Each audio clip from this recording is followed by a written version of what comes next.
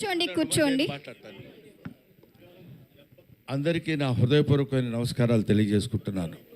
బాబు hello అన్నాను ఇట్రా అక్క. ఇప్పటికే కాలాతీతమైంది. మీరెంతో ఓపికగా నన్ను ఆశీర్వదించడానికి వచ్చి నన్ను మీ మంచి హృదయంతో మీ సంపూర్ణమైనటువంటి ఆశీస్సులు అందజేసినందుకు నా హృదయపూర్వకమైన నమస్కారాలు తెలియజేసుకుంటున్నాను. శిరస్సు వంచి పాదాభివందన చేసి మరీ తెలుసుకుంటున్నాను. ఇక్కడ ముఖ్యంగా చెప్పాల్సినటువంటి విషయం, మర్చిపోకుండా చెప్పాల్సినవి కొన్ని ఉంటాయి. అవి ఈ సభకి పిలవగానే వచ్చినటువంటి రఘురామకృష్ణరాజు గారికి, శ్రీనివాసరాజు గారికి నా హృదయపూర్వక నమస్కారాలు తెలియజేస్తున్నాను.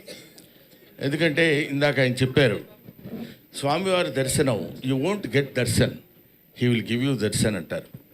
భగవంతుడు ఆయన దర్శనం ఇవ్వాలి, కానీ మనం దర్శనం చేసుకుంటాం అనేటువంటి ఆలోచన చాలా పొరపాటు అని చెప్పడానికి అదొక నిదర్శనం. వాళ్ళు రావడం నాకు ఎంతో ఆనందంగా ఉంది. ముఖ్యంగా ఈ సభలో ఇంతమంది మనస్ఫూర్తిగా నన్ను ఆశీర్వదిస్తూ మాట్లాడుతున్నప్పుడు ఎవరు ఏదో రెండు ముక్కలు మాట్లాడాలి కాబట్టి మాట్లాడినట్టు ఎక్కడా అనిపించలేదు. ప్రతి వాళ్ళు వాళ్ళ హృదయాంతరాల నుంచి మాట్లాడిన భావన నాకు కలిగింది. 42 సంవత్సరాల సుదీర్ఘమైనటువంటి ఈ చలనచిత్ర జీవిత చరిత్రలో ఎన్నో ఉడుదుడుకులు, ఎన్నో రకరకాలైనటువంటి ఇబ్బందులు ఎదుర్కొని మీ అందరి ఆశీస్సులు 4 డికేడ్స్ దాకా తెచ్చుకోగలిగారంటే అది నా గొప్పతనం కాదు. అది ప్రేక్షకులు, ప్రేక్షక దేవుళ్ళు, ప్రేక్షక మహాశయులు వాళ్ళ యొక్క ఆశీస్సులే ఇంతవరకు మేము నిలబడగలిగాం. అదే లేకపోతే నేను వాళ్ళ ఈ స్థితిలో ఉండేవాడిని కాదు. అంతకు మించి తెలుగు కళామ తల్లికి, తెలుగు సినిమాలు నిర్మించినటువంటి తెలుగు ఫిల్మ్ ఇండస్ట్రీకి నా శిరస్సు వంచి నేను పాదాభివందన చేస్తున్నాను. ఎందుకంటే ఇన్ని సినిమాలు చేసి గిన్నిస్ బుక్ ఆఫ్ వరల్డ్ రికార్డులో బ్రహ్మానందం నేమ్ నమోదు చేసుకున్నాడంటే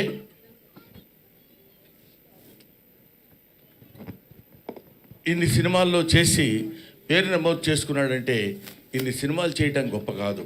ఇన్ని సినిమాలు నిర్మించినటువంటి నిర్మాతలు, దర్శకులు ఉన్నటువంటి తెలుగు కళామతలి యొక్క గొప్పతనం. వాళ్ళు నిర్మించిన అన్ని సినిమాలు ఉండబట్టే మేము ఇన్ని సినిమాలు చేయగలిగాం. కాబట్టి ఇటువంటి అవకాశాన్ని నాకు కల్పించినటువంటి మహనీయులకు అందరికీ చిన్న పెద్ద తేడా లేకుండా ప్రభువెక్కిన పల్లకి కాదు అది మోసిన బోయీలు ఎవ్వరని లైట్ మెన్ దగ్గర నుంచి అందరూ ప్రతి వాళ్ళు సహకరించి మేము ఈ స్థితిలో ఉండటానికి, ఈ స్థితిలో ఉండేటువంటి పరిస్థితికి తెచ్చినందుకు వారికి సహస్రద పాదాభివందన చేసుకుంటున్నాను. ముఖ్యంగా నేను ఈ ఫిలిం ఇండస్ట్రీకి రావడానికి మూలకారకులైనటువంటి వ్యక్తులు మా గురువు గారు కీర్తిశేషులు జంధ్యాల గారు, తర్వాత చిరంజీవి గారు, ఆ తర్వాత రామానాయుడు గారు. ఈ 3 పేర్లు నేను ఎందుకు చెప్తున్నానంటే, ఎక్కడో నేను నటిస్తున్నటువంటి నాలో ఉన్నటువంటి యాక్షన్ని క్యాచ్ చేసి తీసుకొచ్చి వీళ్ళకి సినిమాకు పరిచయం చేయాలని, అప్పుడు చంటబ్బాయి సినిమాలో చిరంజీవి గారు నటిస్తుంటే ఆయనకి నన్ను పరిచయం చేసి, ఆ పరిచయం ద్వారా నన్ను చెన్నైకి తీసుకొచ్చి చెన్నైలో అందరికీ పరిచయం చేసినటువంటి చిరంజీవి గారు. ఇప్పుడు చాలా గొప్ప యాక్టర్ అండి, చాలా బాగా యాక్ట్ చేస్తున్నాడు, బ్రహ్మాండంగా నవ్విస్తాడు, పెద్ద కమెడియన్ అవుతాడని ఆయనకి వెళ్ళిన ప్రతి చోటకి చిరంజీవి గారు నన్ను వెంట పెట్టుకుని వెళ్ళి అందరికీ పరిచయం చేసి నన్ను ఈ స్థితికి తీసుకొచ్చినప్పుడు జంధ్యాల గారు వీడైతే చాలా బాగుంటుందని అహనా పెళ్ళంట సినిమాలో నాకు ఆ క్యారెక్టర్ ఇచ్చి నన్ను కీర్తిశేషులు కోట శ్రీనివాసరావు గారి అసిస్టెంట్గా నన్ను నియమించి ఆ క్యారెక్టర్ చేయటం వల్ల అది పెద్ద హిట్ అయ్యి బ్రహ్మాండమైనటువంటి పేరు ప్రఖ్యాతులు ఆ సినిమాకి రావటం, అందులో సినిమాలో నటించినటువంటి అందరికీ రావటం, ముఖ్యంగా కొత్త వాళ్ళైనటువంటి కోట శ్రీనివాసరావు గారు, అప్పటికే ఆయన లబ్ధప్రతిష్ఠుడు, ఆయన తర్వాత నాకు ఆ పేరు రావడం నాకు చాలా ఆనందంగా ఉండి అలా అలా అలా అలా అలా వెనక్కి తిరిగి చూసుకోకుండా ఇన్ని వందల సినిమాలు నటించగలిగాను. అది నా గొప్పతనం అని నేను ఈనాడు ఫీల్ అవ్వలేదు.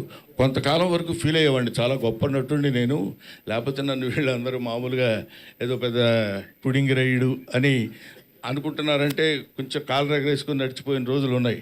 ఎందుకంటే ఒక స్టేజ్లో ఏంటంటే ఒక లవ్ అనేది అంటే ఒక స్థితి అనేది అప్పుడప్పుడు పరిస్థితులను బట్టి మారుతుందనటానికి నేను DD8లో దాన్ని ఏమంటారు టీవీ దూరదర్శన్లో మాట్లాడేటప్పుడు అక్కడ నేను చేసిన యాక్షన్కి అందరూ పక్కపక్కల బ్రహ్మానందం అని అంటే చాలా ఆనందపడిపోయాడు. అబ్బో మనకు చాలా పెద్ద పేరు వచ్చిందిరా అని. మున్సిపాలిటీ బండిలాగా చెత్తబడులు వస్తాయి చూడండి, ఎక్కడైనా యాంటీనా ఉన్న ఇల్లు ఉంటే అక్కడ ఆగేవాడిని. అంటే వాళ్ళు బయటకు వచ్చి చూసి ఇదే బ్రహ్మానందం అంటారేమో అని ఆనందం. సో అటువంటి స్టేజ్ నుంచి ఇవాళ Brahmanandam it became a house hold comedian అనేటువంటి స్థితికి పరమేశ్వరుడు నన్ను ఇక్కడ తీసుకొచ్చాడు. నేను ఇందాక చెప్తున్నాను, చాలా సందర్భాల్లో నేను వెంకటేశ్వర స్వామి గురించి ఎందుకంటాను, ఇందాక రఘురామకృష్ణరాజు గారు చెప్పినట్టు నేను మా ఇంట్లో అంటే అదొక పిచ్చి నమ్మకం. మిగతా వాళ్ళ నమ్మకాలు నమ్మకంగా ఉండొచ్చేమో కానీ ఎవడో ఒకరిని నమ్ముకుంటే వాడు మనకు సాయం చేస్తాడులే అని మనం అంటుంటాం చూడు. ఒరే ఎందుకురా పది చోట్ల తిరుగుతావు, వాడి దగ్గర పడుండు, అది ఆయనే ఏదో జీతం పెంచుతాడు, ఏదో చేస్తాడు, నువ్వు శుభ్రంగా బతకొచ్చని పెద్దలు మనకు చెప్తుంటారు. అలాగే వెంకటేశ్వర స్వామిని నమ్ముకొని ఆయన్నే బతికితే ఆయనే ఏదో మనకు కావాల్సింది ఎప్పుడెప్పుడు ఏది ఇస్తాడో అనేది, అలాగా ఆ రకమైనటువంటి జీవన విధానాన్ని గడిపినటువంటి వాడు. ముఖ్యంగా మా అన్న బాబు మోహన్, నా మనవడు బాబు మోహన్, ఓకేనా. నేను బాబు మోహన్, కోట శ్రీనివాసరావు ఆ రోజుల్లో 3 ఇన్విటబుల్స్ అనేవాళ్ళు మమ్మల్ని. మేము ముగ్గురం కంపల్సరిగా ఏ సినిమాలో అయినా ఉండి తీరాలి. ఇది నేను చెప్పేది ఒక 10 to 15, 20 years బ్యాక్. ప్రతి సినిమాలో కోట శ్రీనివాసరావు, బ్రహ్మానందం అండ్ బాబు మోహన్ ఉండాలి. మేము ఇందాక చెప్పాడు బాబు మోహన్ గారు ఏమన్నారంటే, మేము ముగ్గురు ఒకే రూమ్లో ఉండేవాళ్ళం అని. మీకు తెలియదు, నీకు టైం సెన్స్ తెలుసురా అసలు. నీకు మనవడు అనుకున్నావు, ఇష్టం వచ్చినట్టు తిడతాను. ఇప్పుడు నువ్వు నోరెత్తడానికి వీల్లేదు. ఎందుకంటే 6:30కి గౌతమ ఎక్స్ప్రెస్ ఎక్కి సికింద్రాబాద్లో, పర్లేదు పరువు ఉంటే కదా పోవటానికి, 6:30కి గౌతమ ఎక్స్ప్రెస్ ఎక్కాలి. వీళ్ళిల్లు సికింద్రాబాద్ పక్కనే. కరెక్ట్గా 6:31కి ఒక వ్యక్తి ఒక బ్యాగ్ వాడి చేతిలో పట్టుకొని పరిగెత్తుకుంటూ వచ్చేవాడు కంపార్ట్మెంట్ దగ్గర. ఎవరు ఏంటి ట్రైన్ కదులుతున్నప్పుడు పరిగెడుతున్నాడు ఏంటి అనుకునేవాడు. చూస్తే వీడు ఒక క్యారేజీ చేపల కూర, అందులో ఏదో పప్పు, ఇంకోటి ఏదో.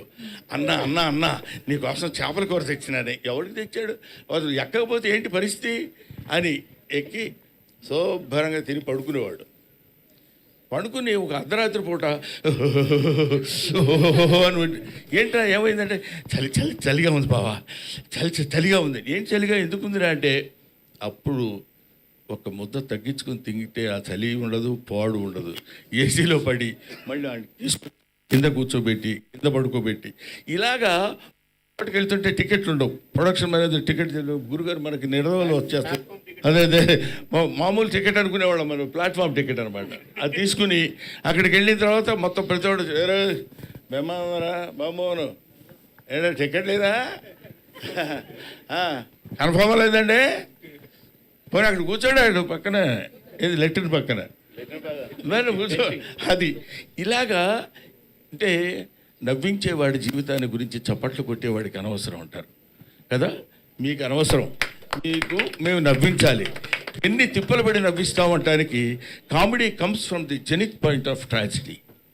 జెనిత్ పాయింట్ బాగా భయంకరమైనటువంటి ట్రాజడీ నుంచి కామెడీ వస్తుందని చెప్తారు. అది ఎందుకంటే ఇదిగో ఇలాంటి కష్టాలని మాకు అనవసరమయ్యా, నువ్వు నవ్వించు, మాకు నవ్వాలి. నువ్వేం పడితే మాకెందుకు, నువ్వు రైల్లో టికెట్ లేకపోతే మాకెందుకు, ఉంటే మాకెందుకు. కామెడీ ఏం చేస్తున్నాడు? మామూలుగా మాకున్నటువంటి మొహాలు అంతంత మాత్రం. ఈ మొహాల్ని మళ్ళీ ఇందాక మన మిత్రి సత్య చెప్పినట్టు మా మొహాల్ని వికృతంగా మార్చుకుని వాడు ఇలా కొట్టబోయాడు అనుకోండి, ఇలా అనాలి. అలా అంటే కానీ నవ్వరు. అలా నవ్వటం కోసం 24 గంటలు ప్రయత్నం చేసి రిహార్సల్ చేసుకుని కష్టపడి తీసుకొచ్చి